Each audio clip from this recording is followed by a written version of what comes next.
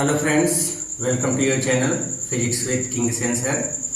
बच्चों, आज से हम शुरू करने जा रहे हैं एक बड़ी ही इम्पोर्टेंट जर्नी जिसमें हम लोग कंपटीशन बेस्ड जैसे नीट, जेई और जो हमारे एकेडमिक बोर्ड एग्जाम्स होते हैं उससे रिलेटेड टॉपिक्स को मुख्यतः ये जो जर्नी स्टार्ट हो रही है वो बेस्ड होगी नीट एस्पिरेंट्स के लिए। जो लोग नीट की प्रिपरेशन कर रहे हैं वो लोग इससे जुड़ करके अच्छे से अपनी फिजिक्स की प्रिपरेशन बेहतर बना सकते हैं। ओके, तो ये जो हम लोग डील करने जा रहे हैं या ये जो पूरी जर्नी स्टार्ट होने जा रही है, ये लाइव क्लासेस आपको मिलेंगी पर डे। जिस तरीके से आज आप देख रहे हैं उसी तरीके से लाइव क्लासेस आपको पर डे मिलेगी। इसकी टाइमिंग आपको मैसेज के जरिए व्हाट्सएप या फिर फेसबुक, इंस्टा, इस सब के माध्यम से आपको पता चल जाएगा कि कितने बजे से क्लासेस चलेंगी। वैसे अगर टीम का सपोर्ट साथ रहा तो सही से अगर मिलता रहा तो कोशिश है कि 8 बजे से आपकी क्लासेस या 7 से 8 तक में हर हाल में शुरू हो जाएगी। ओके, तो हम लोग डील करेंगे अच्छी अच्छी चीज़ें इस पे, लैंग्वेज को बेहतर बनाने की कोशिश करेंगे और जो चीज़ एकेडमिक एग्जाम में लैंग्वेज भी मैटर करता है तो हम उसको भी बढ़िया से मैनेज करने की कोशिश करेंगे, लिखने की कोशिश करते हैं हम लोग। फिर दूसरी कंपटीशन बेस्ड जो क्वेश्चन है उसके कॉन्सेप्ट अच्छे से सीखने की कोशिश करेंगे। ओके, तो ज़्यादा टाइम वेस्ट ना करते हुए हम लोग शुरू करते हैं। बच्चों, आज से हम लोग जो नई जर्नी स्टार्ट करने जा रहे हैं वो हम लोग शुरू करने जा रहे हैं क्लास 12th फिजिक्स की। Class 12th physics. Class 12th physics में जो पहली यूनिट आपको पढ़ना है, पहली यूनिट है वो है इलेक्ट्रोस्टैटिक्स। इलेक्ट्रोस्टैटिक्स, इसको हिंदी में हम लोग बोलते हैं स्थिर वैद्युतिकी। ये व्हाट इज इलेक्ट्रोस्टैटिक्स? तो electrostatics is branch of physics. ये फिजिक्स की एक ब्रांच है, branch of physics which deals with stationary charge। ये एक ऐसी ब्रांच है फिजिक्स की जो हमेशा डील करेगी किसके साथ? स्टेशनरी चार्ज पार्टिकल के साथ। मतलब इलेक्ट्रोस्टैटिक्स फिजिक्स की एक ब्रांच होती है जो रुके हुए आवेश, रुके हुए मतलब जो चार्ज एट रेस्ट होगा उसके पास कौन कौन सी प्रॉपर्टी होती है, क्या नेचर होता है, ये सारी चीजों को डील करेगा। तो याद रखिए, what is electrostatic? Electrostatics is the branch of physics which deals with stationary charge particle. जो स्टेशनरी चार्ज पार्टिकल के साथ डील करता है उसी को हम क्या बोलते हैं? इलेक्ट्रोस्टैटिक्स। ओके, इसमें वर्ड जो आया है चार्ज। What is charge? इसको समझते हैं बच्चों, चार्ज क्या होता है। देखिए, चार्ज जो है ये प्रॉपर्टी ऑफ मैटर है। क्या है? Property of matter. चार्ज एक मैटर की वो प्रॉपर्टी होती है जिसके वजह से, प्रॉपर्टी ऑफ मैटर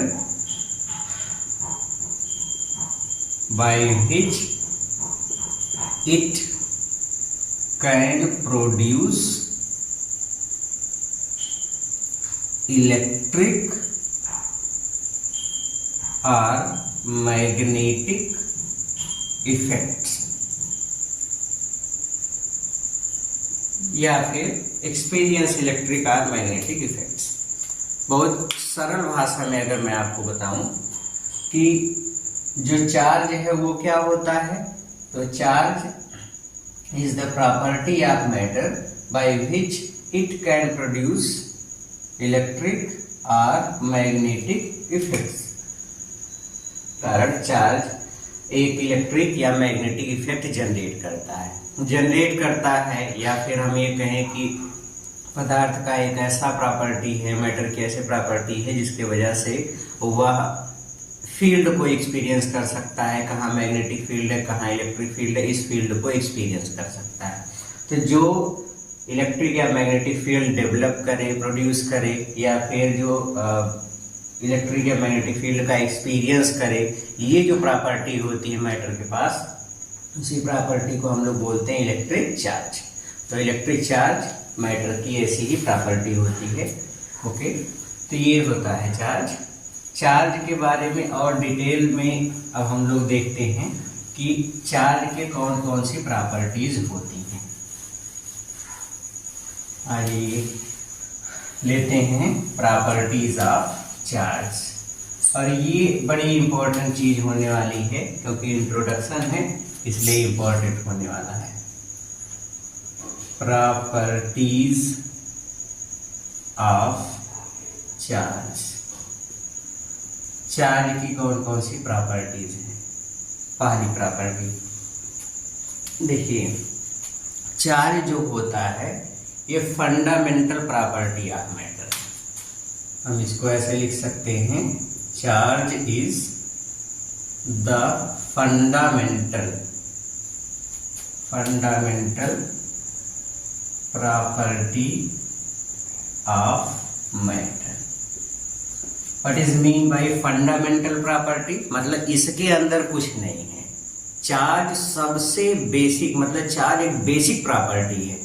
मैटर के पास ये प्रॉपर्टी होती ही होती है अगर उसके पास कुछ इलेक्ट्रॉन का ट्रांसफर हो रहा है, ऐसा कुछ हो रहा है। तो जैसे वो कहते हैं ना कि मास, अब इस चीज से समझो, जैसे कहा जाता है मास किसी भी मटेरियल की एक बेसिक मतलब एक इंट्रिंसिक प्रॉपर्टी है, उसके अंदर कुछ नहीं। जैसे मास कहाँ से बना, किससे बना, पता नहीं। वैसे चार्ज कहाँ से आया, मतलब कहाँ से बन रहा है, चार्ज के अंदर क्या है, कुछ नहीं, वही लास्ट प्रॉपर्टी। ठीक है, तो उसी तरीके से चार्ज जो होती है ये फंडामेंटल प्रॉपर्टी होती है मैटर की। Charge is the fundamental property of matter. Okay, fundamental का मतलब उसके अंदर अगर जाएंगे देखने कि ये किस चीज से बना है तो वो चीज समझ में नहीं आएगी। हाँ, बस खाली इतना समझिए कि हाँ चार्ज है सबसे बेसिक, मतलब वो उसके इंट्रिंसिक प्रॉपर्टी, अंतर्निहित। जब पदार्थ का निर्माण होगा तो उसके अंदर वो गुण आ जाएगा कि हाँ चार्ज इस पे क्रिएट हो सकता है, बस इतने हैं। और कहाँ से चार्ज क्यों बन रहा है, जैसे मास कहाँ से आया, मास को छोटे छोटे टुकड़ों में तोड़ के देखा, जैसे ये है, इसको छोटे छोटे टुकड़ों में तोड़ के देखा, हाँ एकदम छोटा सा पार्ट, उसको तोड़ते गए, तो मास किस चीज से बना है नहीं पता, तो बोलते हैं मास है फंडामेंटल प्रॉपर्टी। उसी तरीके से चार्ज भी क्या होता है, fundamental property, just like mass. Okay, तो ये है, तो याद रखिए charge is the fundamental property of matter. दूसरी चीज, चार्ज के बारे में जानते रहिए। देखो, चार्ज बड़ी इंपॉर्टेंट चीज बता रहे हैं इस चीज को। एक आइसोलेटेड अगर सिस्टम है, in an isolated system, charge is conserved. इसका मतलब ये है कि किसी भी आइसोलेटेड सिस्टम में अगर कोई एक सिस्टम है, आइसोलेटेड सिस्टम है, तो उसका नेट चार्ज हमेशा फिक्स रहेगा। नेट चार्ज हमेशा क्या रहेगा, फिक्स। चार्ज कभी भी आइसोलेटेड सिस्टम अगर है, आप कोई भी आइसोलेटेड सिस्टम है तो उसका चार्ज कभी भी चेंज नहीं होता, वो ज्यों का त्यों बना रहता है। इसके पहले मुझे ये पॉइंट बतानी चाहिए थी, कोई बात नहीं। तीसरे वाले पॉइंट में देखो, पहली चीज कि जो चार्ज है is a scalar quantity. Charge कैसी क्वांटिटी है, स्केलर क्वांटिटी है। और स्केलर क्वांटिटी में एडिशन का रूल क्या है बच्चा, कि अगर हमको टोटल या नेट चार्ज निकालना है तो हम सीधे सीधे सबको ऐड कर देंगे। ओके, अब आते हैं इस वाले पॉइंट पे। इसमें लिखा है charge in an isolated system, charge is conserved. अगर मान लो कि कोई एक आइसोलेटेड सिस्टम है, मतलब ये कोई एक सिस्टम है, एक कोई मान लो डब्बा है, इसमें 3 चार्ज ऐसे बॉल्स रखी गई हैं। एक पर चार्ज है +1 कूलाम, एक पर है -2 कूलाम, एक पे है +3 कूलाम। तो अगर हम इसका नेट चार्ज देखें तो नेट चार्ज इसका कितना है, तो शुरू में इसके पास नेट चार्ज है बच्चा, अब स्केलर क्वांटिटी है तो सीधे सीधे जुड़ेगा, तो इसको आप पूरा जोड़ेंगे तो 3 - 2 1 1 + 1 1, मतलब नेट चार्ज कितना है 2 कूलाम +2 कूलाम। अगर हम इसको ऐसे हिला दिए, मिक्स कर दिए, खूब इनको डब्बा कैसे खूब हिलाए और हिलाने के बाद फिर से इसको रख दिया, 3 बॉल्स अभी भी हैं, लेकिन अब एक पे चार्ज आ गया -1 कूलाम, एक पे -1 कूलाम, और फिर इस पे चार्ज देखेंगे तो ये आ गया +4 कूलाम। अब यहाँ पे देखेंगे जितना चार्ज पहले था उतना ही चार्ज बाद में भी आएगा, ठीक है। नेट चार्ज यहाँ पे +2 कूलाम था, तो यहाँ पर भी नेट चार्ज कितना आएगा +2 कूलाम, मतलब चार्ज की क्वांटिटी में कोई डिफरेंस नहीं हुआ। इस चीज को ऐसे भी बोल सकते हैं कि पूरे यूनिवर्स का जो चार्ज होता है वो भी कांस्टेंट बना रहता है। याद रखो, अगर कहीं पर कोई निगेटिव चार्ज प्रोड्यूस हो रहा है तो कहीं ना कहीं कोई पॉजिटिव चार्ज भी क्रिएट हो रहा होगा। वैसे पूरे यूनिवर्स का जो टोटल चार्ज होता है वो हमेशा कंजर्व रहता है पूरे यूनिवर्स के लिए। तो वही एक आइसोलेटेड सिस्टम के लिए भी लागू होगा। इस पे हम एग्जाम्पल भी इस तरीके से देख सकते हैं, जैसे मान लीजिए कोई क्वेश्चन आपको ऐसे दिया गया है कि ध्यान से इस क्वेश्चन को देखिए। मान लो आपको दिया गया है कि एक कोई बॉक्स है, इस बॉक्स में 4 बॉल्स हैं, 4 गेंदे हैं, एक पर चार्ज है मान लो +2 कूलाम, एक पर भी है, इस पे -1 कूलाम, इस पे है +1 कूलाम और इस पे है ±10 कूलाम। इसको हमने आपस में खूब हिला करके मिक्स कर दिया और इसके बाद फिर से इसी को हमने देखा 4 बॉल्स थी। एक पे आपसे कहा गया, इस पर आ गया -2 कूलाम, इस पर +1 कूलाम, इस पर -3 कूलाम। अब पूछा गया बताओ ये जो चौथी वाली गेंद है इस पर कितना चार्ज आएगा। तो ये एक आइसोलेटेड सिस्टम है। आइसोलेटेड सिस्टम का जो टोटल चार्ज है हमेशा कंजर्व रहता है। शुरू में जितना चार्ज था उतना चार्ज बाद में भी रहेगा। तो यहाँ पे शुरू में कितना चार्ज होगा, तो Q नेट, जो नेट चार्ज है इसको फाइंड आउट करेंगे। तो देखेंगे स्केलर क्वांटिटी है, सीधे सीधे ऐड कर देना है। तो 2 और +1 3 और यहाँ -10 -1 -11, तो 11 -3 कर देंगे तो कितना हो जाएगा -8 कूलाम। टोटल चार्ज कितना हुआ -8 कूलाम। यहाँ पे देखेंगे यहाँ पर भी टोटल चार्ज कितना होना चाहिए -8 कूलाम। मान लो कि इस पे जो चार्ज की क्वांटिटी है वो है x, तो हम यहाँ पे लिखेंगे x +1 फिर -2 -3 और नेट चार्ज सबको ऐड करने के बाद कितना आना चाहिए -8। ओके, तो यहाँ से फाइंड आउट कर लेते हैं। तो ये हो जाएगा कितना x और -4 इक्वल्स -8, सो x इक्वल्स -4 कूलाम। x की वैल्यू मतलब इस पर कितना चार्ज आना चाहिए -4 कूलाम का। कितना चार्ज आएगा तो इसका नेट चार्ज कितना हो जाएगा, आंसर है -8 कूलाम। तो यहाँ पे देखो -4 -3 कितना हुआ -7 -7 -2 -9 और +8 उसमें ऐड कर देंगे तो -8 कूलाम। ओके, तो इस तरीके से यहाँ पे हम नेट चार्ज की वैल्यू फाइंड आउट करेंगे। ठीक है, तो यही चीज कहा गया है in an isolated system charge is conserve. किसी भी आइसोलेटेड सिस्टम का चार्ज जो होता है वो कंजर्व रहता है, मतलब नेट चार्ज हमेशा सेम बना रहता है। ये केवल आइसोलेटेड सिस्टम पे ही नहीं पूरे यूनिवर्स पर भी लागू होती है। ओके, नेक्स्ट अगली प्रॉपर्टी देखिए,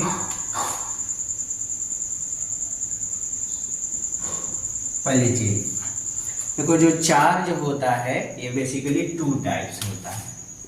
चार्ज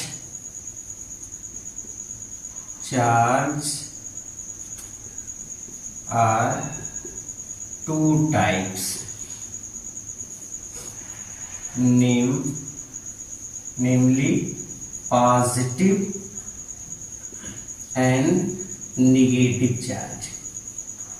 बेसिकली इसके लिए रिस्पॉन्सिबल होते हैं इलेक्ट्रॉन्स जो एक्सेस में होते हैं या फिर डिफिशियंसी होती है किसी मैटर पे इलेक्ट्रॉन की। इसको हम ऐसे लिख सकते हैं, द एक्सेस और deficiency of electrons is only responsible for charge on body। That means किसी भी बॉडी पे चार्ज जो आता है उसके लिए रिस्पॉन्सिबल होते हैं electrons.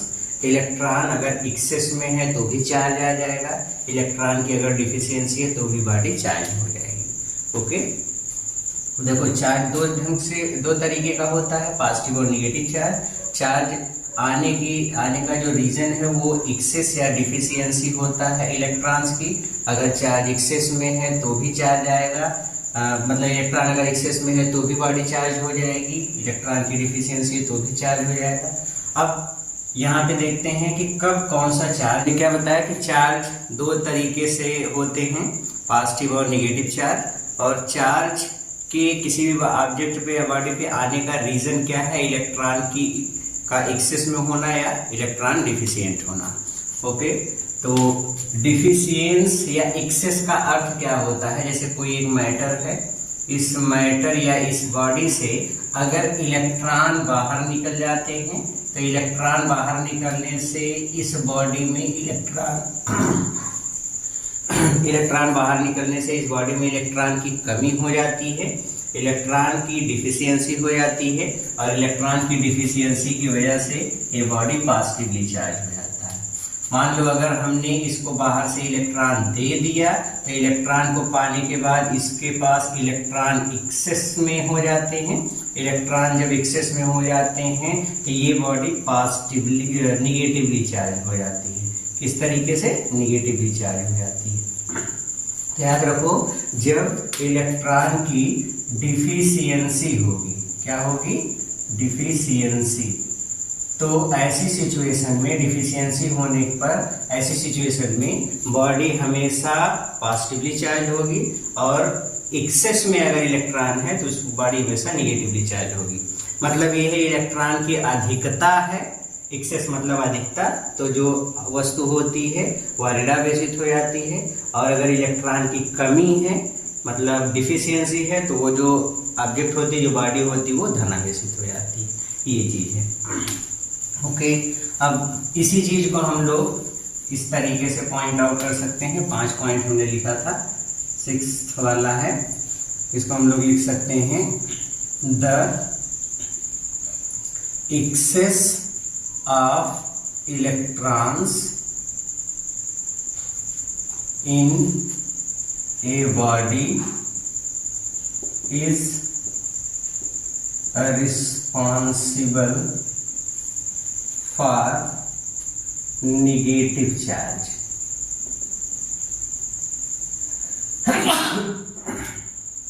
negative charge, the excess of electrons in a body is responsible for negative charge। किसी बॉडी पर जो एक्सेस में होते हैं इलेक्ट्रॉन, वो नेगेटिव चार्ज के लिए मतलब रिस्पॉन्सिबल होते हैं। अभी तो इस चीज को बताया भी गया था, और इसी चीज को हम लोग बोल सकते हैं, the deficiency of electrons in a body is responsible for positive charge। जो एक्सेस में इलेक्ट्रॉन होंगे तो नेगेटिव चार्ज, इलेक्ट्रॉन डिफिशियंसी होगी तो पॉजिटिव चार्ज आता है। ओके, नेक्स्ट अगली चीज देखिए, जो चार्ज है वो क्वांटम नेचर का है। चार्ज का जो नेचर है, चार्ज क्वांटम नेचर का होता है। किसी भी ऑब्जेक्ट पे जो क्वांटिटी ऑफ चार्ज होती है, quantity of charge on a body, किसी भी बॉडी पे जो चार्ज की क्वांटिटी होती है उसको हम दिखाते हैं Q equals plus minus 10E, इस फार्मूले से दिखाते हैं। यहाँ पे E को हम लोग बोलते हैं फंडामेंटल चार्ज, फंडामेंटल चार्ज, या इसी को चार्ज ऑन इलेक्ट्रॉन भी कहा जाता है, चार्ज ऑन इलेक्ट्रॉन। और चार्ज ऑन ये सबसे स्मॉलेस्ट चार्ज है जो किसी बॉडी पर डेवलप हो सकता है। The smallest charge can be developed on a body. ये जो फंडामेंटल चार्ज है इसकी वैल्यू होती है 1.6 इंटू 10⁻⁻90 कूलम। ओके, ठीक है। अब देखिए जो n है ये एक नंबर है जो कि इंटीजर नंबर है, इंटीजर नंबर। ये एक ऐसी संख्या होती है जो ये बताती है कि चार्ज जो होता है वो हमेशा फंडामेंटल चार्ज का इंटीजर मल्टीपल होता है। किसी भी बॉडी पर जो चार्ज होता है वो फंडामेंटल या सबसे स्मॉलेस्ट चार्ज का इंटीजर नंबर होता है, फ्रैक्शनल नंबर नहीं होता। इस प्रॉपर्टी को ही हम लोग बोलते हैं क्वांटाइजेशन। क्या बोलते हैं? क्वांटाइज्ड। मतलब चार्ज जो है वो क्वांटम नेचर का होता है,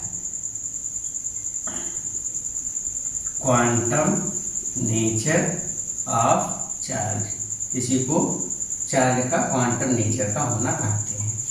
ये जो Q है ये चार्ज ऑन बॉडी है, ये है चार्ज ऑन बॉडी। किसी बॉडी पे जो चार्ज आता है उसको Q से दिखाते हैं, Q equals plus minus n into e. और Q में जो n है वो होता है इंटीजर नंबर, और जो E है फंडामेंटल चार्ज या चार्ज ऑन इलेक्ट्रॉन, और इसकी वैल्यू इतनी होती है। ओके, सबसे अच्छी चीज अगर हम इसको सरल भाषा में समझना चाहें तो आप इसको ऐसे बता सकते हैं कि जो इलेक्ट्रिक चार्ज है वो क्वांटम नेचर का होता है। इसका क्या मतलब है? चार्ज हमेशा एक बॉडी से दूसरे बॉडी पे जब भी ट्रांसफर होगा तो वो हमेशा एक इंटीजर नंबर में ही होगा। इंटीजर नंबर में मतलब जैसे ट्रांसफर हो रहा है तो 2 इलेक्ट्रॉन जाएंगे, 3 इलेक्ट्रॉन जाएंगे, 5 इलेक्ट्रॉन, 10 इलेक्ट्रॉन, तो 2, 3, 5 ये सब एक पूर्ण संख्याएं हैं। ठीक है, इस तरीके फ्रैक्शन में चार्ज कभी भी ट्रांसफर नहीं होता। फ्रैक्शन का मतलब इस तरीके से नहीं होता कि जैसे चार्ज 1.2 में गया, 1.2 इलेक्ट्रॉन, 0.7 इलेक्ट्रॉन, 0.1 इलेक्ट्रॉन, इस तरीके से पॉइंट फ्रैक्शन नंबर नहीं होता। ये जो नेचर होता है चार्ज का कि चार्ज हमेशा जब भी होता है किसी बॉडी पे तो जो फंडामेंटल चार्ज है उसका एक इंटीजर मल्टीपल होता है। इसी नेचर को ही हम बोलते हैं चार्ज का क्वांटम नेचर। तो बच्चों अब इतने पॉइंट समझने के बाद हम लोगों का एक एक्सरसाइज हो जाए, अपने माइंड को बूस्ट करते हैं। तो लेते हैं फर्स्ट टेक बूस्टर डोज का। Okay, all the best. Hello बच्चों, तो जो अभी तक टॉपिक आप लोगों ने सीखा उस पे हम लेते हैं अपना एक माइंड टेस्ट, बूस्टर डोज 1। इसमें हम टेस्ट करेंगे अपने माइंड को कि कितना अभी तक हम समझ पाए जो बातें बताएगी। लेते हैं पहला एग्जाम्पल। पहले एग्जाम्पल में देखिए लिखा है which of the following charge is not possible. तो वो चार्ज कौन सा है जो पॉसिबल नहीं है, और जो कौन सा चार्ज पॉसिबल हो सकता है कौन सा नहीं, ये केवल क्वांटम नेचर से पता कर सकते हैं हम। जो क्वांटम नेचर की बात हो रही है, सो क्वांटम नेचर में हम लोग फार्मूला Q बराबर n इंटू ई लगाएंगे, n बराबर Q अपान ई। इससे हम n की वैल्यू फाइंड आउट करेंगे और देखेंगे n की वैल्यू क्या फ्रैक्शन में मिल रही है। अगर n की वैल्यू फ्रैक्शन में मिलेगी तो चूंकि क्वांटम नेचर या क्वांटाइजेशन प्रिंसिपल क्या है चार्ज का, जिसको हिंदी में कहते हैं आवेशों के क्वांटीकरण का सिद्धांत, ये क्या है? तो ये प्रिंसिपल ये है कि चार्ज हमेशा एक इंटीजर मल्टीपल के रूप में होता है। चार्ज एक फ्रैक्शनल नंबर नहीं होता, चार्ज एक पूर्ण संख्या होती है। जैसे चार्ज की वैल्यू 1e, 2e, 3e, इस तरीके से E is the fundamental charge, सबसे मिनिमम चार्ज E होता है। तो इसका जो ये मल्टीपल है, ये जो गुणा वाला अंक है, ये एक पूर्ण संख्या होनी चाहिए। अब यहाँ पे अगर हम देखें तो इनमें से कौन सी ऐसी संख्या है जो इंटीजर मल्टीपल नहीं, अगर n की वैल्यू फ्रैक्शन में आ रही है तो वो वाला चार्ज पॉसिबल नहीं है। कंप्लीट आ रहा है, एक इंटीजर नंबर आ रहा है तो वो वाला चार्ज पॉसिबल है। Let us check. यहाँ पे अगर हम लेते हैं इस वाले में तो फार्मूला वही लगा करके देखेंगे। आ जाइए चेक करते हैं। तो फार्मूला कौन सा है, n बराबर q/e। अगर हम ये वाला ऑप्शन लेते हैं तो n इक्वल्स q की वैल्यू कितना है 1.6 इंटू 10⁻18 अपान e की वैल्यू 1.6 इंटू 10⁻19। ये इससे कैंसिल होगा, ये ऊपर जाएगा 10 कूलम। दैट इज पॉसिबल, क्योंकि 10 है तो n की वैल्यू 10 आ रहा है तो 10 तो हो सकता है क्योंकि फ्रैक्शनल नंबर नहीं है। ओके, दूसरे वाले को चेक करते हैं। दूसरे वाले को चेक करके देखते हैं इसमें कितना आता है। तो n इक्वल्स q की वैल्यू 1.6 इंटू 10⁻19, फिर डिवाइड बाई e की वैल्यू 1.6 इंटू 10⁻19, दोनों कैंसिल आउट हो गया 1 coulomb. This is also possible. Okay, let us check another. तो थर्ड वाले को चेक करते हैं। n इक्वल्स q की value 1.6 into 10⁻20 divide by e की वैल्यू 1.6 इंटू 10⁻19। अब यहाँ पे ये इससे कैंसिल हो गया, ये कैंसिल होगा 10⁻1, that is 1 upon 10, that means 0.1। This is a fractional number. यहाँ पे देख रहे हैं ये फ्रैक्शनल नंबर है, और n जो होता है हमेशा एक इंटीजर नंबर होता है, पूर्णांक होता है। और यहाँ पे देख रहे हैं एक फ्रैक्शनल नंबर है, और फ्रैक्शनल नंबर के रूप में चार्ज कभी भी ऐसे बटे या फ्रैक्शन के रूप में नहीं होता। सो कौन सा चार्ज इनमें से पॉसिबल नहीं है, तो थर्ड वाला ऑप्शन सही है कि 1.6 into 10⁻20 coulomb charge is not possible, क्योंकि यहाँ पे n की वैल्यू एक फ्रैक्शन मिल रही है। ओके, तो ऐसे हम फाइंड आउट करते हैं। ओके, चलते हैं अगले क्वेश्चन पे, अगले एग्जाम्पल पे। लेते हैं एग्जाम्पल 2। देखते हैं दूसरे वाले एग्जाम्पल में क्या है। What is the total charge of a system containing 5 charge +1 +2 -3 +4 and -5 in some arbitrary unit. मतलब किस यूनिट में भी होगा ये आपको, तो यूनिट तो सेम रहती है चार्ज की। अभी हम यहाँ पे देखें कि what is the total charge. Total charge आपसे पूछा गया है, तो याद रखिए charge is a scalar quantity. जब चार्ज स्केलर क्वांटिटी है तो टोटल चार्ज या क्यू नेट हम सीधे सीधे सभी चार्ज को ऐड कर दें विद साइन +1 +2 -3 +4 एंड -5। तो 1 2 3 से 3 कैंसिल, 4 -5, तो क्यू नेट इक्वल्स आ गया -1 कूलम। तो कौन सा चार्ज या कितना चार्ज होगा total, -1 coulomb. Okay, so how we get this answer. Okay, next आते हैं अगले वाले क्वेश्चन पे।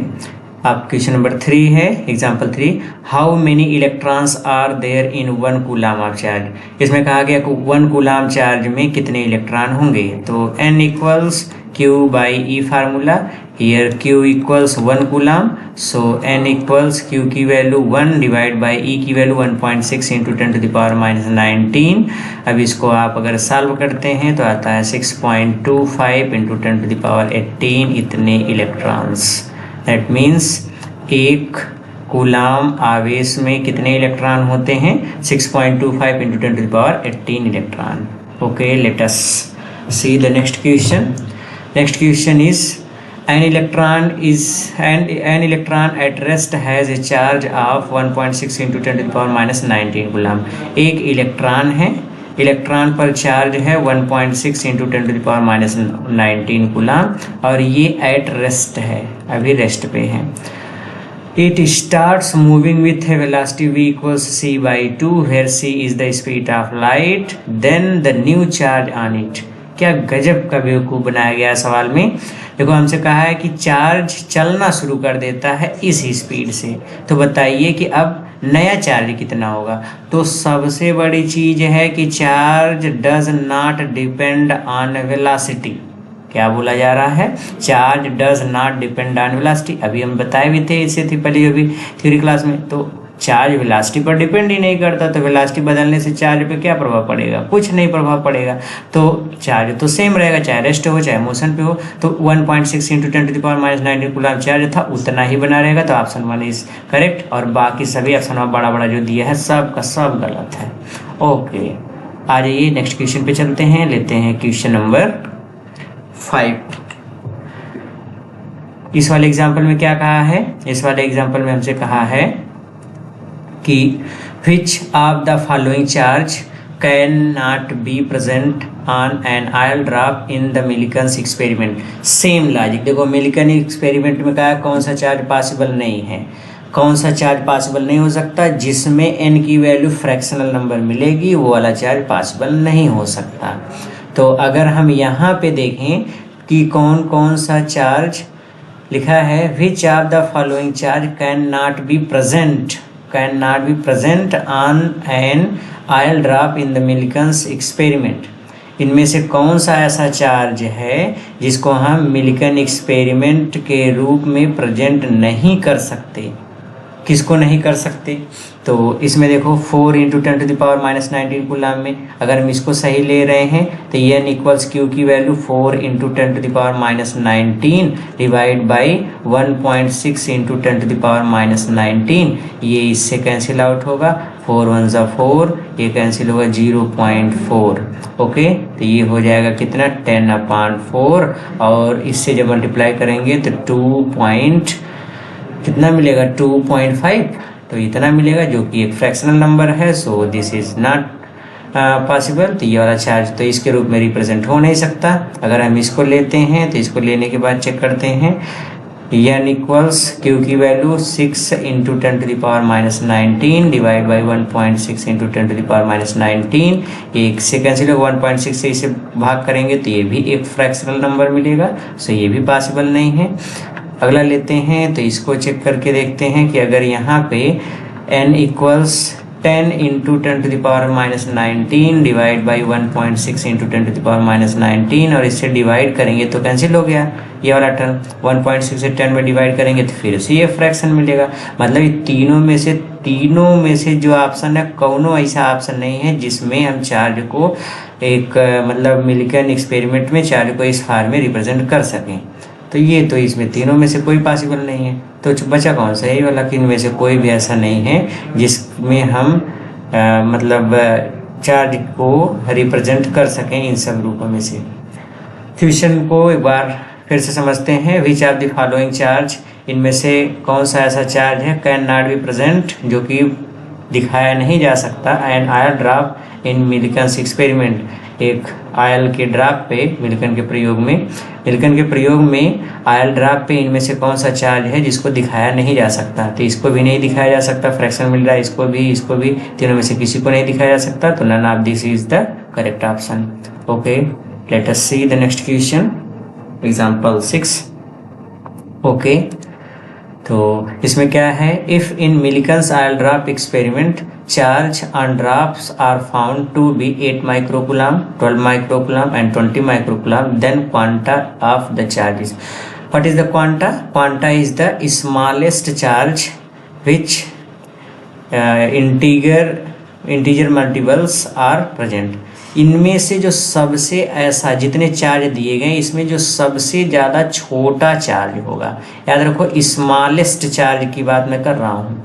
स्मॉलेस्ट चार्ज जो सबसे छोटा चार्ज होगा, जो सबका पूर्ण होगा। मतलब इसमें से अगर हम उस संख्या का इसमें भाग करें तो वो भी कट जाए, ये भी कट जाए, ये भी कट जाए। तो जो सबसे जिससे हम भाग दें, जो सबसे कट जाए, मतलब अगर हम भाग करेंगे उस संख्या से तो इनमें जो संख्याएं देंगी ये सब अगर उससे कट जा रही हैं तो वो जो संख्या है, जो सबसे छोटी संख्या है, वही कहलाएगी क्वांटा। एक बार फिर से सुनो, जैसे 8 माइक्रोकूलम, 12 माइक्रोकूलम, 20 माइक्रोकूलम, इनमें से अब इसमें कहा गया क्वांटा हम किसको बोल सकते हैं? 8 माइक्रोकूलम को। तो 8 माइक्रोकूलम से 8 माइक्रोकूलम तो कटेगा, लेकिन 12 नहीं कटेगा, 20 नहीं कटेगा, फ्रैक्शन मिल जाएगा। That is not possible. So 8 microcoulomb is not quanta. 4 microcoulomb इसमें जितने दिए गए सबसे स्मॉलेस्ट चार्ज भी है, और सबको अगर हम सबसे अगर इससे अगर हम सबको डिवाइड करते हैं तो सब कट जाएंगे। जैसे इससे 8 को डिवाइड किया, कट गया, 12 को ये भी कट गया, 20 को ये भी कट गया। ये स्मॉलेस्ट है और इसका इंटीजर मल्टीपल सब में प्रेजेंट है, इसलिए हम बोलेंगे कि 4 microcoulomb charge is the quanta. जो स्मॉलेस्ट चार्ज होता है उसी को हम क्वांटा बोलते हैं, ठीक है। मतलब ये ऐसा चार्ज होगा, इससे हम जितने चार्ज गिवन है अगर उससे डिवाइड करते हैं तो ये सब के सब एक पूर्ण संख्या के रूप में हमको भागफल मिलता है। 20 microcoulomb is not possible, 12 is not possible, so 4 microcoulomb is quanta. Okay, let us see the next question and last question is this exercise. लिखा है in 1 gram of solid there are 5 × 10⁻21 atoms. If 1 electron is removed from 0.01% atom of the solid, the charge gained by the solid is। Charge gain हो रहा है, सबसे बड़ी चीज, ध्यान से इस चीज को समझो, चार्ज गेन हो रहा है। और जब चार्ज गेन होता है मतलब चार्ज गेन करने का मतलब है, पहले तो यहाँ से समझो, if 1 electron is removed, gain तो हम वैसे चिल्लाने लगे, रिमूव्ड पे देखो, अगर चार्ज या इलेक्ट्रॉन रिमूव हो रहा, अगर इलेक्ट्रॉन रिमूव हो रहा है तो जो बॉडी पे चार्ज आता है वो पॉजिटिव चार्ज आता है। एक एटम से जब इलेक्ट्रॉन रिमूव किया जाता है, निकाला जाता है, तो बॉडी पॉजिटिवली चार्ज हो जाती है। और एक एटम से जब एक इलेक्ट्रॉन इस पे दिया जाता है या इलेक्ट्रॉन इसको दे देते हैं तो बॉडी निगेटिवली चार्ज हो जाती है। तो याद रखेंगे कि बॉडी से अगर इलेक्ट्रॉन निकल रहे हैं, रिमूव हो रहे हैं तो पॉजिटिव चार्ज, और उसमें अगर इलेक्ट्रॉन डाले जा रहे हैं तो नेगेटिव चार्ज आता है। ओके, सो यहाँ पे देखते हैं सबसे पहले 1 ग्राम सॉलिड में कितने एटम्स हैं। तो नंबर ऑफ एटम्स कितने हैं, 5 × 10⁻21 इतने एटम्स हैं। अब टोटल कितने इलेक्ट्रॉन रिमूव्ड हुए लिखा है if 1 electron is removed from 0.01% atoms. इसमें से जितने टोटल एटम हैं इसमें से 0.01% एटम से एक इलेक्ट्रॉन निकाल लिए जाते हैं। तो टोटल नंबर ऑफ इलेक्ट्रॉन कितने निकाले गए होंगे, तो number of total electrons removed, total कितने इलेक्ट्रॉन रिमूव किए गए इसकी संख्या निकालेंगे तो ये है 0.01% ऑफ इतने का, 5 × 10⁻21 का, इतने का 0.01% ऑफ इतने एटम से इतने परसेंट, जो इतने टोटल एटम थे उसमें से इतने परसेंट एटम का एक इलेक्ट्रॉन निकाला गया। तो टोटल कितने इलेक्ट्रॉन निकले, तो 5 × 10⁻21 और 0.01% का मतलब 0.01 डिवाइड बाई 100, और इसको हम लिख सकते हैं 5 × 10⁻21 × 10⁻⁴। ये सॉल्व करेंगे तो 5 × 10⁻17 इतने इलेक्ट्रॉन। ओके, अब हमसे कहा गया कि कितने चार्ज होंगे या चार्ज कितना होगा, तो Q = N × E, N की वैल्यू 5 × 10⁻17, E की वैल्यू 1.6 × 10⁻19, और ये इससे कैंसिल आउट होगा 10⁻2, और ये हो जाएगा 8.0 × 10⁻2, सो 0.08 कूलम इतना चार्ज। और प्लस की माइनस, क्योंकि रिमूव्ड हो रहा है इसलिए पॉजिटिव चार्ज आएगा तो यहाँ पे प्लस। ओके, सो कितना चार्ज सॉलिड पर आ जाएगा, plus 0.08 coulomb is the correct option. ये गलत है, ये गलत है, ये गलत है। ओके, क्या बोलते हैं, क्वांटम नेचर। ये क्वांटम नेचर ऑफ चार्ज होता है। इसमें एक इंटरेस्टिंग चीज ये समझो, अगर एक बॉडी पर कई चार्ज हों, एक बॉडी पे कई चार्ज हों, जैसे एग्जांपल के लिए जैसे मान लो कि हमने यहाँ पे ले लिया कि एक बॉडी पे या किसी स्थान पे, बॉडी छोड़ो, किसी स्थान पे मान लो चार्ज है 4 कूलम, यहाँ पे -6 कूलम, और यहाँ पे दे दिया गया है 4 कूलम + 6 कूलम + 8 कूलम, इस तरीके से ये चार्ज दे दिए हैं। अब इसमें से कहा गया बताओ क्वांटा चार्ज कौन सा होगा।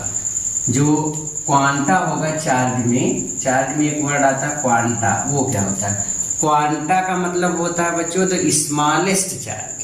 इसमें इन सब में जो स्मॉलेस्ट चार्ज ऐसा है जो कि सबका इंटीजर मल्टीपल हो सकता है, मतलब अगर उस स्मॉलेस्ट चार्ज से सब में डिवाइड करें तो वो कट जाए, तो उसी को हम लोग क्वांटा बोलते हैं। जैसे अब आपको ऑप्शन दे दिया गया पहला +2 कूलम, फिर दे दिया गया +3 कूलम, फिर दे दिया गया तीसरा है +4 कूलम और चौथा दे दिया गया +8 कूलम। तो इसमें से पूछ लिया गया कि क्वांटा कौन सा होगा, तो हमने बताया क्वांटा जो होता है वो स्मॉलेस्ट चार्ज होता है। स्मॉलेस्ट चार्ज जो कि जितने चार्ज हैं सब में इंटीजर मल्टीपल रहेगा। ओके, स्मॉलेस्ट चार्ज है तो मतलब 2 से अगर हम देखेंगे सबको डिवाइड करेंगे तो 2 से सब डिवाइड हो जाएंगे, 3 से करेंगे तो नहीं होगा, 4 से करेंगे सब नहीं होगा, 8 से करेंगे तो भी सब नहीं कटेगा। मतलब 2 कूलम ही एक ऐसा चार्ज मिल रहा है जिससे डिवाइड करने पर सभी संख्याएं कट जा रही हैं। तो ये जो सबसे छोटा चार्ज मिला इसी को हम लोग बोलते हैं क्वांटा। क्या बोलेंगे? क्वांटा। ठीक है, अभी हम लोग पढ़े थे ना कि चार्ज जो होता है किसी भी सिस्टम का वो हमेशा कंजर्व होता है, और उसमें कंजर्व होने पे या चार्ज में जो अभी पढ़ाया गया था या जो बताया गया एक पॉइंट कि जो चार्ज होता है किसी भी बॉडी पे Q बराबर N इंटू ई, इसमें N इंटू ई जो लिखा गया है उसमें E फंडामेंटल चार्ज है, तो फंडामेंटल चार्ज को हम क्वांटा बोल सकते हैं। ठीक है, ओके। नेक्स्ट देखिए अगली पॉइंट आउट जो भी है पॉइंट नंबर आप उसको लिख लेंगे। अगली चीज ये है कि जो चार्ज होता है ये वेलोसिटी पर डिपेंड नहीं करता। चार्ज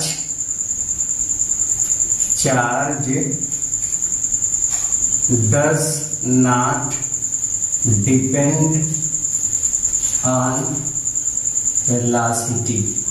चार्ज वेलोसिटी पर डिपेंड नहीं करता। इसका मतलब क्या है?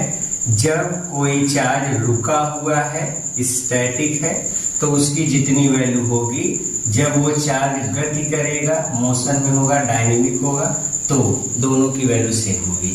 एक एग्जांपल देते हैं, जैसे आपसे कहा गया कि एक कोई ऑब्जेक्ट है, उस पर चार्ज है Q बराबर +3.2 × 10⁻⁻19 कूलम। कहा गया कि ये जो ऑब्जेक्ट है वो एट रेस्ट है, ये विराम में है। अब ये मूव करना शुरू कर देती है, स्टार्ट्स हो जाती है with the velocity v = 6 × 10⁸ metre पर सेकंड की स्पीड से। ये कोई चार्ज पार्टिकल था, वो रेस्ट पे था, उस पर इतना चार्ज था, वो इतनी वेलोसिटी से चलना शुरू कर दिया। पूछा गया अब बताओ नेट चार्ज या चार्ज कितना हो जाएगा। तब इस पर चार्ज कितना हो जाएगा, इस चीज को अगर हमको निकालने के लिए कहा जाए तो इसमें सीधी सी एक चीज, एकदम सिंपल सी बात कि charge does not depend on velocity. तो वेलोसिटी चाहे कुछ भी कर दे, अगर चार्ज रेस्ट पर था, इतना चार्ज अगर उस पर था, तो या बॉडी अगर रेस्ट पे थी, इतना चार्ज था, तो जब वो मोशन में रहेगा तब भी चार्ज उतना ही रहेगा। इसके वेलोसिटी से कोई इफेक्ट नहीं पड़ता। तो बाद में भी जब मोशन में आ जाएगा तब भी उस पर नेट चार्ज कितना रहेगा? 3.2 × 10⁻⁻19 कूलम। इतना ही रहेगा, जितना शुरू में चार्ज था उतना ही रहेगा, क्योंकि चार्ज वेलोसिटी पर डिपेंड नहीं करता। और एक और भी चीज इसी समय जानते रहिए कि जब चार्ज स्टैटिक स्टेट में होता है, स्टैटिक को हम ऐसे लिखें, जब चार्ज एट रेस्ट होता है। क्या होता है? At rest. तो चार्ज हमेशा इलेक्ट्रिक फील्ड बनाता है। क्या बनाता है? Electric field. और जब चार्ज एट मोशन होता है, किसमें होगा? एट मोशन, तो वह इलेक्ट्रिक फील्ड भी बनाएगा और साथ ही साथ मैग्नेटिक फील्ड भी बनाएगा। लेकिन इसमें भी कुछ बातें आपको याद रखनी है कि अगर charge as a free charge है, मतलब एक कहीं ऐसे सिस्टम में चार्ज दिया गया है जो उसको न्यूट्रल करने वाला कोई नहीं है, ऐसी स्थिति, मतलब एक आइसोलेटेड चार्ज पार्टिकल की तरीके से है। अगर isolated charge particle, free charge ना कहा करके इसको आइसोलेटेड चार्ज आइसोलेटेड चार्ज बोले तो अगर कोई आइसोलेटेड चार्ज है और वह मोशन में है तो वह इलेक्ट्रिक फील्ड और मैग्नेटिक फील्ड दोनों बनाएगा। लेकिन अगर केवल चार्ज वो आइसोलेटेड नहीं, जैसे एक वायर के अंदर अगर इलेक्ट्रॉन फ्लो कर रहे हैं, वायर के अंदर अगर इलेक्ट्रॉन ऐसे चल रहे हैं तो ये फ्री चार्ज नहीं होते, इनका जो पूरे सिस्टम का नेट चार्ज होता है वो 0 होता है। लेकिन इसके अंदर जो इलेक्ट्रॉन मोशन कर रहे हैं उस मोशन के कारण इलेक्ट्रॉन मूव कर रहे हैं, मोशन हो रहा है, इसके कारण वो मैग्नेटिक फील्ड बनाते हैं। लेकिन इलेक्ट्रिक फील्ड इनका नहीं होता। इलेक्ट्रिक फील्ड इस पूरे सिस्टम का इसलिए नहीं होता क्योंकि नेट चार्ज 0 होता है। If there is no charge there is no electric field, ठीक है। और यहाँ पे इलेक्ट्रॉन चूंकि मोशन में रहते हैं इसलिए हम बोलते हैं हाँ electric field sorry magnetic field बनता है ये। तो इस चीज को जानते रहिए कि चार्ज अगर मोशन में है और आइसोलेटेड चार्ज, हम जब भी मोशन बोलते हैं तो इसका मतलब होता है आइसोलेटेड, ठीक है। तो जब चार्ज एट रेस्ट होगा तो केवल इलेक्ट्रिक फील्ड बनेगा और जब चार्ज एट मोशन होगा तो इलेक्ट्रिक फील्ड और मैग्नेटिक फील्ड दोनों बनेगा। और मोशन में हो या रेस्ट में हो चार्ज की क्वांटिटी पर कोई इफेक्ट नहीं पड़ता क्योंकि charge does not depend on velocity. तो चार्ज वेलोसिटी पर डिपेंड नहीं करता, इसलिए इसकी वैल्यू पर कोई ऐसी क्वांटिटी पर कोई इफेक्ट नहीं पड़ता। ओके, आ जाइए यूनिट वगैरह की बात कर लेते हैं। चार्ज की यूनिट क्या होती है?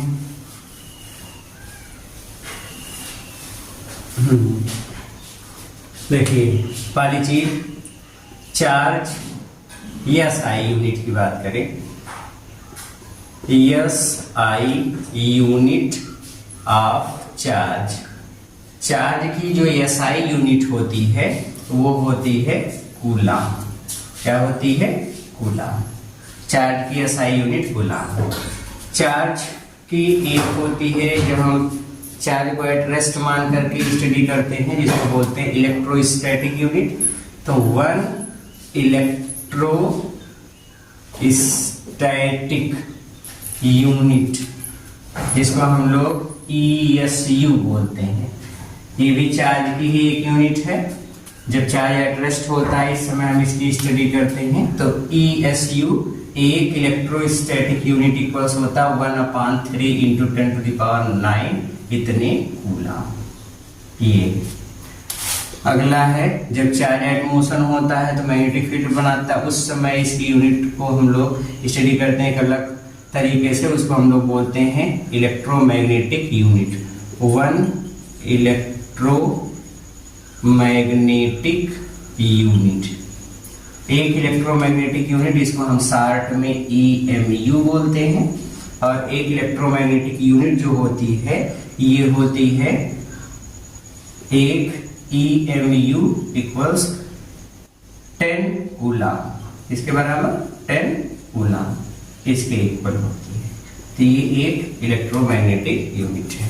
ओके, तो एक इलेक्ट्रोस्टैटिक यूनिट और एक इलेक्ट्रोमैग्नेटिक यूनिट, ठीक है।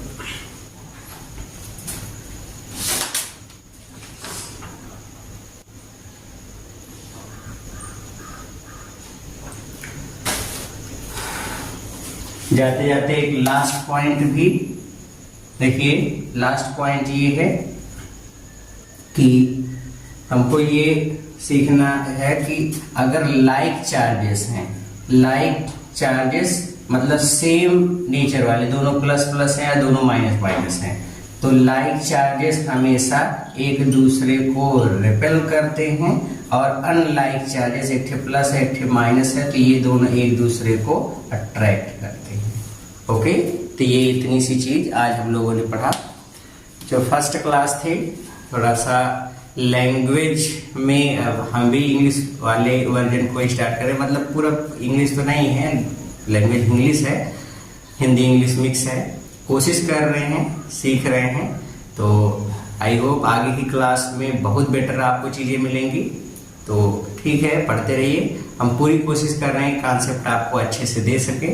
आप मेहनत करते रहिए, पढ़ते रहिए, और जो चीज़ें अगर किसी कुछ चीज़ आप सजेस्ट करना चाहते हैं तो कमेंट में वो चीज़ जरूर लिखें, हम पूरी तरीके से उसको इम्प्रूव करेंगे। तो इसको पढ़ते रहिए। और सबसे खास बात, लास्ट में वीडियो के पूरे सेक्शन के लास्ट में या बीच में जहां कहीं पर भी आपको ब्रेक दे करके एक किसी टॉपिक पे कुछ जैसे दिया जाता है कि बूस्टर डोज करके कुछ आपको एक्सरसाइज करवाया जाएगा 2 4 6 क्वेश्चंस का, या फिर कितना सीखा है और लास्ट में एकदम आएगा। देखो पूरे जब या पूरा लेक्चर देखेंगे तो लास्ट में आपको एक सेक्शन मिलेगा जिसमें ये रहेगा कितना सीखा, तो आपका कॉन्सेप्ट चेक किया जाएगा कि आपने जो जो पढ़ा वो चीज आप सीख पाए कि नहीं। तो लास्ट में कितना सीखा, इससे आपको 2 4 6 क्वेश्चन डेली आपको मिलेंगे। और एक बीच में मिलेगा, बीच वाले सेक्शन में, इसमें हम लोग अपने माइंड को बूस्ट करेंगे, या जिसको बूस्टर डोज करके चलाया जा रहा है हमारी टीम के द्वारा, तो वो उसको हम लोग देखेंगे कि इससे हमारा माइंड कितना बूस्ट होगा, क्या क्या चीज हम और छूट रही है उसको हम चाहे न्यूमेरिकल्स के माध्यम से, एग्जांपल्स के माध्यम से किसी भी तरीके से सीख लें। ओके, तो आज के इस लेक्चर को यहीं पे खत्म करते हैं। तो ऐसे ही बने रहिए और मिलते हैं जल्दी ही अगले लेक्चर में। खूब अच्छे से पढ़ाई करते रहिए, मेहनत करते रहिए। मिलते हैं नेक्स्ट वीडियो में, तब तक के लिए all the very very very best. तो बच्चों, we are back here with the last session of this class। इस क्लास के लास्ट सेशन में हम लोग सीखते हैं कितना सीखा, और जो आज थ्योरी हम लोग पढ़े हैं उस पे कुछ बेसिक से कॉन्सेप्चुअल क्वेश्चन होंगे, जिसको हम लोग देखते हैं कि आज के इस क्लास में हम लोग जो जो चीजें सीखे हैं वो हम लोग को कितना आ रही है। ओके, तो लेते हैं पहला क्वेश्चन। क्वेश्चन में क्या चीज कहा गया है? क्वेश्चन में ये चीज कहा गया है कि the weight of a body which is charged negatively bye rubbing. एक कोई बॉडी है, उसको रब करके निगेटिवली चार्ज कर दिया जाता है, तो क्या होगा? तो आपको बताया गया था अभी अभी कि अगर एक बॉडी निगेटिवली चार्ज होती है, दैट मीन्स वो इलेक्ट्रॉन को ग्रहण करती है, इलेक्ट्रॉन को रिसीव करती है, और जब ग्रहण करेगी पार्टिकल आएगा तो उसका मास कुछ न कुछ बढ़ जाएगा। तो यहाँ पे अगर बॉडी निगेटिवली चार्ज है तो मास बढ़ेगा, इंक्रीज करता है, और पॉजिटिवली चार्ज है दैट मीन्स इलेक्ट्रॉन निकलेंगे, और इलेक्ट्रॉन निकलेंगे पार्टिकल निकल जाएगा, तो उसका जो वेट है वो कम हो जाएगा, या मास उसका कम हो जाएगा। सो यहाँ पे the weight of a body which is charge negatively bye rubbing remains constant, हो ही नहीं सकता, डिक्रीजेस। निगेटिवली चार्ज है तो डिक्रीज करेगा नहीं, क्योंकि डिक्रीज तब करेगा जब पार्टिकल निकलेंगे, तो यहाँ पे ये भी नहीं सही। इंक्रीजेस वाला ऑप्शन सही होगा, में इंक्रीज और में डिक्रीज तो सही हो ही नहीं सकता। तो ये हम लोग पहले क्वेश्चन में इस तरीके से आंसर समझ चुके हैं। आज ये अगले क्वेश्चन पे लेते हैं नेक्स्ट क्वेश्चन। इस क्वेश्चन को आप पहले खुद से ट्राई करो और इसका आंसर कमेंट सेक्शन में दो, फिर उसके बाद जब आप देखेंगे कि क्या होता है इसका आंसर, पहले बच्चों खुद से जितने क्वेश्चन दिए हैं पहले उसको खुद से वीडियो को पॉज करके खुद से अटेम्प्ट किया करिए, फिर जो ऑप्शन आपको लगे उसके बाद तो फिर वीडियो को आगे देखा करिए। Which of the following option is correct? कौन सा ऑप्शन सही है इनमें से? पहला लिखा है the total number of charged particle in the universe remains conserved. जो total number of charge particle है वो पूरे यूनिवर्स का कंजर्व होता है, ये स्टेटमेंट गलत है। The magnitude of total positive charge of the universe is constant, ये भी गलत है। The magnitude of total negative charge of the universe is constant, this is also wrong. And the final, the total charge of the universe is constant, पूरे universe का जो charge है वो constant होता है, ये वाला ऑप्शन सही है। The total charge of the universe is constant, तो चार्ज पूरे यूनिवर्स का ये कांस्टेंट होता है, this is the correct answer. Okay, अगले पे चलते हैं, अगले क्वेश्चन को देखते हैं। अगले क्वेश्चन में क्या है? नेक्स्ट क्वेश्चन में ये है कि a glass rod is rubbed with silk, it acquires A positive charge because. एक कोई ग्लास रॉड है उसको जब सिल्क से रगड़ते हैं तो पॉजिटिवली चार्ज हो जाती है, क्योंकि ऐसा क्यों होता है? Protons are added to it, no. Protons are removed from it, this is also no.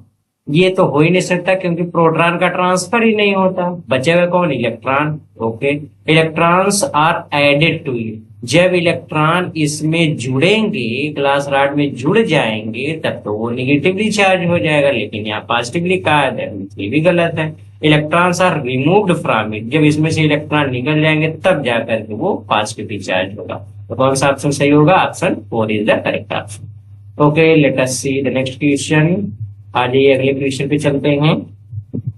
Question number 4 है, which one of the following statement regarding electrostatics is wrong.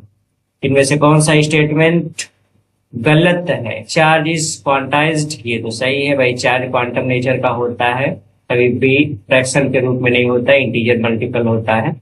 Charge is conserved, ये भी सही है, पूरे यूनिवर्स का charge हमेशा conserve होता है।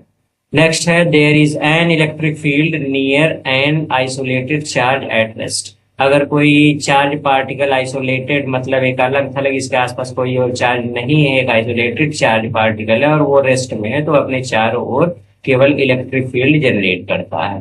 ये तो सही है, ये भी सही है, ये भी सही, ये भी सही, तीनों स्टेटमेंट सही है। हमसे पूछेगा कौन सा गलत है, गलत वाला देखते हैं, लास्ट वाला यही बचेगा, यही तो गलत होगा, देख लेते हैं। A stationary charge produce both electric and magnetic field. A stationary, stationary means रुका हुआ, एक रुका हुआ चार्ज वो इलेक्ट्रिक और मैग्नेटिक दोनों फील्ड जनरेट करता है, तो दिस इज द रॉन्ग। क्यों ये गलत है, क्योंकि अगर चार्ज रेस्ट में है तो केवल इलेक्ट्रिक फील्ड जनरेट करेगा, और अगर मोशन में है तब जाकर के हम बोल सकते हैं इलेक्ट्रिक और मैग्नेटिक दोनों बनेगा। बट यहाँ पे तो रेस्ट में कहा गया है दैट स्टेशनरी चार्ज प्रोड्यूस, तो स्टेशनरी चार्ज कभी भी मैग्नेटिक फील्ड प्रोड्यूस नहीं करता, सो this is the wrong option. Okay, let us see the next question and last question also. क्या लिखा है इसमें, ये है इन नेचर मतलब इस पूरे प्रकृति में the electric charge of any system is always equal to. जो पूरे नेचर में जो इलेक्ट्रिक चार्ज होता है किसी भी सिस्टम का, ये हमेशा half integer multiple of the least amount of charge. Charge की जो सबसे छोटी अमाउंट होती है उसका हाफ है, मतलब आधा होता है, 1/2 गुना होता है। ये तो गलत बात है भाई, इंटीजर मल्टीपल होता है, पूर्ण संख्या के रूप में होता है, हाफ वो नहीं रहता, 0 तो है, वही रह सकता 1/3, ये भी गलत है। Integral multiple of the least amount of charge, this is the correct. ये क्वांटाइजेशन प्रिंसिपल से लिया गया है कि चार्ज हमेशा इंटीग्रल मल्टीपल के रूप में होता है। So this is our part which is कितना सीखा, तो कितने सीखे में हम लोगों ने आज देखो आज की थ्योरी क्लास में कोई चीज कोई खास नहीं बताई, बस एकदम बेसिक सी बातें हुई। चार्ज क्या है, चार्ज का क्वांटम नेचर क्या है, चार्ज कैसे फाइंड आउट करते हैं, नेगेटिव चार्ज क्या होता है, पॉजिटिव चार्ज क्या होता है, वेलोसिटी के साथ चार्ज कैसे वेरी करता है, दिस इज ऑल। तो यही सारी चीजें आज हम लोगों ने सीखा। तो बस with this we are happy ending of this session. आज के इस क्लास के यही पेंडिंग करते हैं। तो पढ़ते रहिए, खूब अच्छे से मेहनत करते रहिए। बड़े इंपॉर्टेंट टॉपिक चल रही है, बड़ी इंपॉर्टेंट सीरीज चल रही है। मिलते हैं जल्दी ही नेक्स्ट वीडियो में। और जो लाइव क्लासेस चल रही हैं उसको कंटिन्यू करिए, क्योंकि बड़े इंपॉर्टेंट चीजें हैं। इससे आपके एकेडमिक सेशन में भी हेल्प मिलेगी, बोर्ड एग्जाम में भी मिलेगा, और जो आपके नीट वगैरह का एग्जाम है उसके लिए तो बेस्ट है, ये बेस्ट क्लास चल रही है, तो उसी को आपको पढ़ना। ओके, तो मिलते हैं नेक्स्ट वीडियो में, तब तक पढ़ते रहिए, मेहनत करते रहिए। All the very very very best.